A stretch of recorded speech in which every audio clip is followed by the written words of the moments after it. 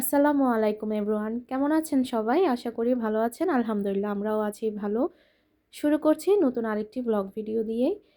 অনেক দিন ধরেই ভিডিও শেয়ার করা হচ্ছে না, কারণ অনেক পরিমাণ ব্যস্ত ছিলাম। তো আজ একটু ফ্রি টাইম পেয়েছি, চিন্তা করলাম একটি ভিডিও বানাই। তাও ভিডিও বানাইনি, এটা ছিল আমার গত বছরের ভিডিও। গত বছর বলতে কি 2025 সালের ভিডিও, এখন তো চলছে 2026। আর এখন তো চলছে জানুয়ারি মাস।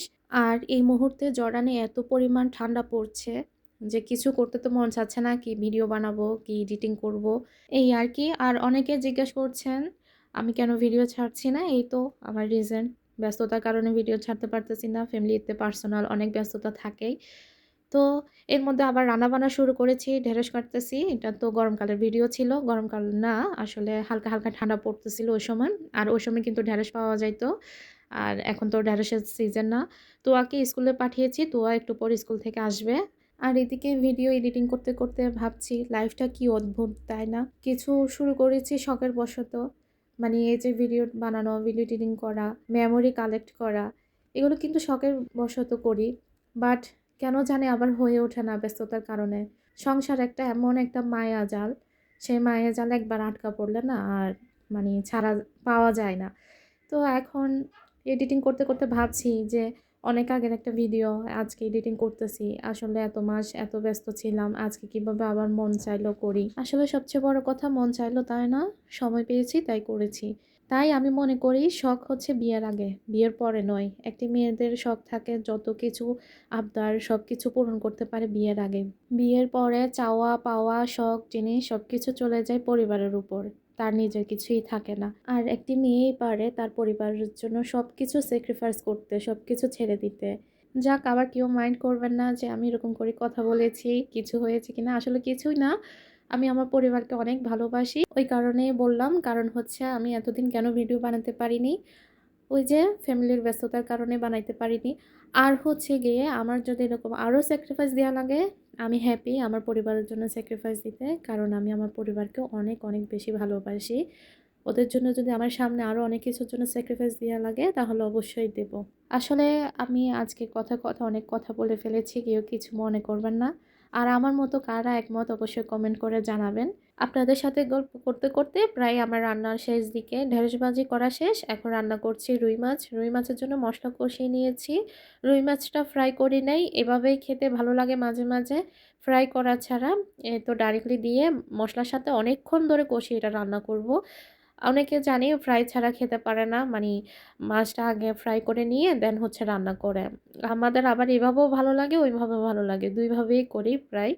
আর ভিডিওতে যেভাবে দ্রুতভাবে দেখাচ্ছে সেভাবে যদি রিয়েল লাইফে দ্রুতভাবে কাজ শেষ হয়ে যেত আর কি লাগে বলেন তো। এই তো রান্নাবান্না শেষ, রুই মাছ রান্না মানে ভুনা করেছি, আর হচ্ছে ঢেঁড়স ভাজি, আর হচ্ছে ভাত। তারপর হচ্ছে লেফট ওভার কিছু তরকারি ছিল, ডাল পুঁই শাক, এই আজকের খাবার দাওয়া হয়েছে এটাই দিয়ে। আর এদিকে চলে গিয়েছি নিচে তোয়াকে আনতে। তাকু হয়ে এসেছে, তাকুয়াকে এখন দেখছেন এই ড্রেস পরা। বাট বর্তমানে জর্ডানে যে পরিমাণ শীত পড়েছে জানুয়ারি মাসেই, এই ড্রেস তো দূরের কথা, মানে 2-3টা পরা লাগে এই আর কি। এ তো আমার মেয়েটা মাশাল্লাহ চলে এসেছে ক্লাস করে, অবশ্যই মাশাল্লাহ জানাবেন সবাই। আর এদিকে ওর সাথে গল্প করতে করতে ভাবলাম একটু বাড়ির পিছনে যাই। এখন বলেন তো এটা কি? আমিও প্রথমে বিশ্বাস করতে পারি নাই, আপনারা বিশ্বাস করবেন কিনা জানি না। জর্ডানে পেয়ারা গাছ অবিশ্বাস্য, আগে কখনো পেয়ারা গাছ দেখিনি। বাট বাজারে পেয়ারা দেখতাম, ভাবতাম হয়তো বা অন্য কান্ট্রি থেকে আসে, আসলে তাই না। জর্ডানে পেয়ারা গাছ আছে। এই তো মাশাল্লাহ আমাদের বাড়ির মানে সামনের দিকেই একটি পেয়ারা গাছ আছে, এখানে প্রচুর পরিমাণে পেয়ারা আসে মাশাল্লাহ। এবার এত পরিমাণ পেয়ারা এসেছে, বাজার থেকে প্রায় সময় এনে খাওয়া পড়ে, কিন্তু ওই যে ফ্রেশ ফ্রেশ পেয়ারা দেখতে পাচ্ছেন, একদম টাটকা, আর মাশাল্লাহ অনেক মিষ্টিও ছিল। এই তো যাক আলহামদুলিল্লাহ, জর্ডানে পেয়ারা গাছ দেখে অনেক খুশি হয়েছি আর খেতেও পেরেছি একদম ফ্রেশ পেয়ারা। আর এখন বিকালবেলা থেকে ভিডিওটি আবার শুরু করেছি, তখন আর সময় পাইনি, অন করতে পারিনি। তো আসার পর ফ্রেশ ট্রেশ করে খাওয়াই দিয়ে ঘুম পাড়িয়েছিলাম। ও বিকালে উঠে বলে কি ও স্পাইসি নুডলস খাবে, কোরিয়ান স্পাইসি। তো আমি স্পাইসি করিনি, স্পাইসিটাও ছিল বাট লাগে চিজ ফ্লেভারটা করেছি। একদম সিম্পলভাবে জাস্ট নুডলসটা সিদ্ধ করেছি। দেন হচ্ছে আপনার যে মসলাটা ছিল ভিতরে মানে চিজের পাউডারটা সেটা জাস্ট গরম পানি দিয়ে গুলিয়ে ওইখানের মধ্যে দিয়ে দিয়েছি।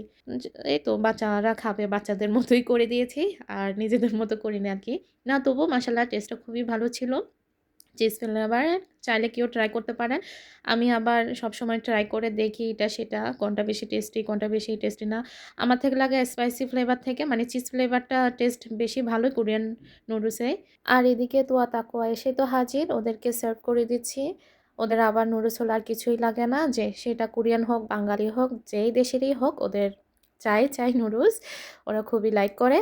তো আজকের মতো ভিডিও এখানেই শেষ করছি। ইনশাআল্লাহ পরের ভিডিওতে আবার দেখা হবে, কথা হবে। আল্লাহ হাফেজ। আসসালামু আলাইকুম।